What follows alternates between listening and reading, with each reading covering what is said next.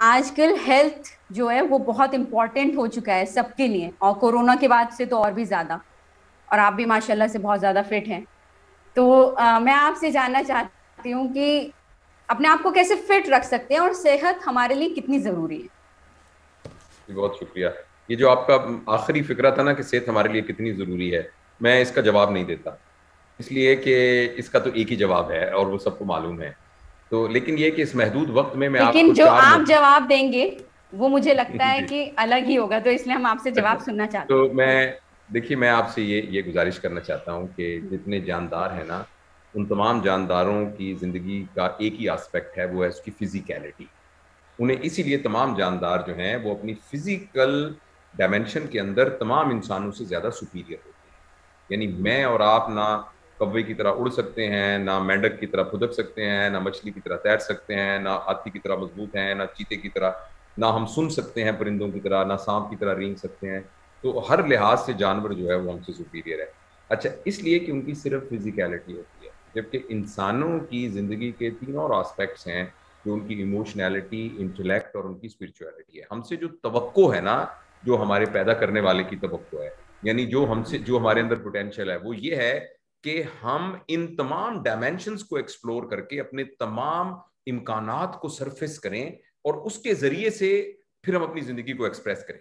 اس میں جو پہلا سٹیپ ہے وہ ہماری صحت ہے، یعنی فزیکیلٹی ہے. اگر ہم فزیکیلٹی والے سٹیپ کو ہی کنٹرول نہیں کریں گے تو ایموشنالٹی، انٹلیکٹ اور اسپرچولیٹی والے ہائر ڈائمینشنز میں تو جانے کا سوال ہی پیدا نہیں ہوتا. تو سوال ہی ایک نہیں تو یہ بات ہے، ہوتا. یہ تو ہے اس کی اہمیت. یعنی دیکھیے نا، آپ میں سے کچھ لوگ مسلمان ہوں گے، کچھ اور مذاہب سے بھی تعلق رکھتے ہوں گے، تو جو بھی آپ کی عبادت کا طریقہ ہے، اگر میری کمر میں درد ہو رہا ہے، سر میں میرے درد ہو رہا ہے، مجھے عجیب یرقان ہوا ہے، گردے میرے کام نہیں کر رہے، تو میں تو عبادت بھی صحیح طریقے نہیں کر سکتا.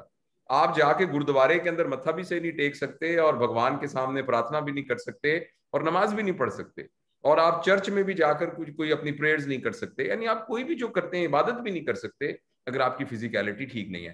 تو ہماری اپنی اپنی فزیکیلٹی کے لیے مختصر وقت میں آپ کو صرف 4 باتیں بتا رہا ہوں، اور یہ 4 باتیں بہت دفعہ لوگوں نے دہرائی ہیں. لیکن مسئلہ صرف یہ ہے کہ وہ ایک شعر ہے کہ صرف باتوں سے کچھ نہیں ہوتا، کام کرنے سے کام ہوتے ہیں. تو 4 باتیں ہم یاد تو کر لیں گے، لیکن اگر اس پر عمل نہیں کریں گے تو پھر کچھ نہیں ہوگا. صحت کے لیے اس 4 باتوں کو ذہن میں رکھیے. سب سے اہم بات یہ ہے کہ ہم کیا کھاتے ہیں، یہ ڈٹرمن کرے گا کہ ہماری باڈی کیا ہے.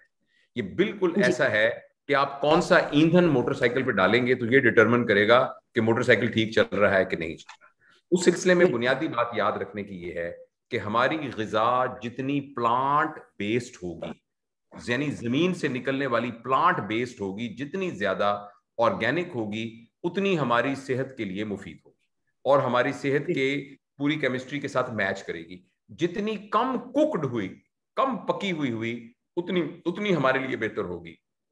اچھا، جتنا اس کے اندر یعنی فیکٹری میں بنی ہوئی چیزیں، پروسیسڈ فوڈ اور یہ جو فزی ڈرنکس اور سنتھیٹک فوڈ ہوگی، جتنی وہ کم سے کم ہوگی اتنی ہماری خوراک بہتر ہوگی. ایک بات. اور نمبر 2 یہ ہے کہ کیا کھائیں. نمبر 2 کتنا کھائیں.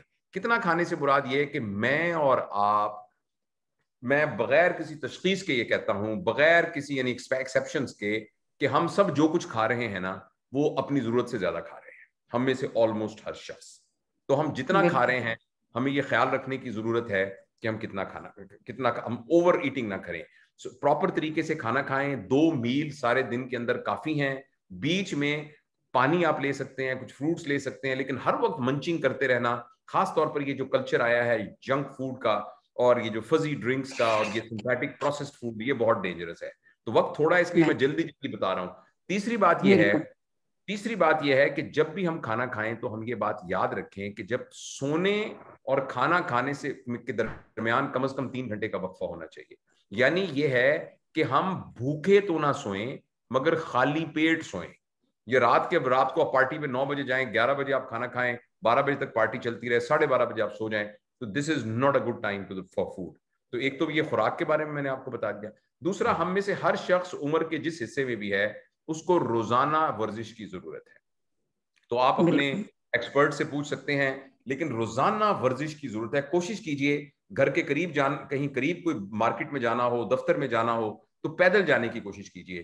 3-4 मंजिला बिल्डिंग में जाना हो, कोशिश कीजिए कि सीढ़ियों से चढ़ के जाइए और सीढ़ियों से चढ़ के नीचे आइए। कोशिश कीजिए कि अपने घर का काम खुद कीजिए। कोशिश कीजिए कि आते हुए बाथरूम को खुद मॉप करके आइए। कोशिश कीजिए कि अपने बर्तन खुद धो लीजिए। कोशिश कीजिए कि घर की चादरें खुद आप सॉफ्ट करें। तो ये जो रोजमर्रा की एक्टिविटी से भी बहुत सा वर्कआउट हो जाता है, लेकिन मैं आपसे अर्ज करना चाहता हूं कि रोजाना कुछ एक्सरसाइज करनी जरूरी है। तो खुराक, नंबर 2 एक्सरसाइज, नंबर 3 हमारी स्लीप बड़ी साउंड होनी चाहिए।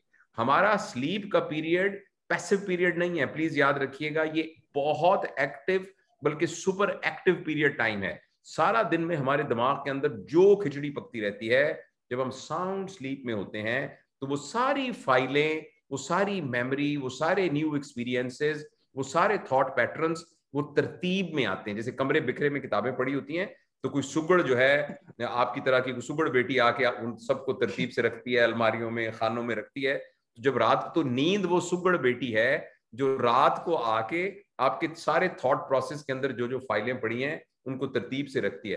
तो उसके लिए एक टर्म होती है स्लीप हाइजीन। एक सबसे ज्यादा अजाब तो हमें मेरे पास मोबाइल नहीं है, सबसे ज्यादा अजाब हमें इस मोबाइल ने डाला हुआ है।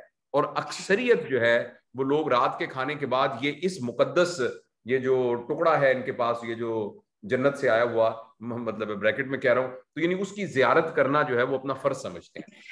और वो जो वाइटल टाइम है, तो इसको जुडिशियस यूज करें। और जब सोने का टाइम हो तो उस वक्त फौरन सो जाएं, और जितनी डिस्ट्रैक्शंस हैं उनको आप दूर करें। ये तीसरी और चौथी बात। पहली मैंने खुराक कहा था, दूसरा मैंने आपको एक्सरसाइज कहा था, तीसरा मैंने आपको जी कुछ ना कुछ वर्जिश करनी चाहिए, और तीसरा मैंने कहा था कि अपनी नींद को ऑर्गेनाइज कीजिए। इसको ना, ये बेतरतीब नींद नहीं होनी चाहिए। और सोने का जो बेस्ट टाइम है वो है हमारे हिंदुस्तान पाकिस्तान के हिसाब से कि बस आप 10 बजे सो जाइए, और ताकि सुबह आप उठ सकें। और सुबह आप उठिए, यानी जिसमें जो मुसलमान हैं वो नमाज पढ़ें, जो लोग बाकी अपनी इबादत करते हैं वो इबादत करें, और उसके बाद आप वॉक करें थोड़ा सा। तो वो बेस्ट प्रोडक्टिव टाइम होता है सुबह का। ये 3 बातें। और सेहत के लिए चौथी अहम चीज है, हत्तुल इम्कान कोशिश कीजिए कि stress free life गुजारिए। Stress free life का कहना बहुत आसान है, तो लेकिन कैसे गुजरे इतने माशरे की। एक सिर्फ गुर बता देता हूं, रात को सोने से पहले सबको माफ करके सोइए, और ये कहिए कि ए अल्लाह, ए भगवान, वाह गुरु, जो भी आप जिसको भी मानते हैं, कि मुझसे जो कुछ हुआ मैंने सबको माफ किया। मैं किसी की कोई जिम्मेदारी मेरे ऊपर नहीं है, मैंने सबको माफ किया। और मेरी इस माफी को कबूल करते हुए अब तू मुझे माफ कर दे, क्योंकि मैंने तेरी मखलूक को माफ कर दिया है। तो इन रिटर्न मैं आपसे ये एक्सपेक्ट करता हूं कि जब तेरे बंदों को माफ कर दिया तो फिर तू भी मुझे माफ कर दे। और रात को अपनी पूरी स्लेट क्लीन करके सोएं। गो इसके अलावा और बहुत सी और भी बातें होंगी, किसी को फाइनेंशियल प्रॉब्लम होगा, किसी को बच्चों का प्रॉब्लम होगा, एजुकेशन का प्रॉब्लम होगा, सोशल प्रॉब्लम होगा, तो उसके बारे में जो भी आपने स्ट्रैटेजी बनानी है वो बनाएं। लेकिन कोशिश करें कि आपकी जिंदगी कम से कम स्ट्रेस में हो, तो आप इंशाअल्लाह अज़ीज जितनी आपकी तबई उम्र है आप अच्छे हेल्दी तरीके से गुजारेंगे।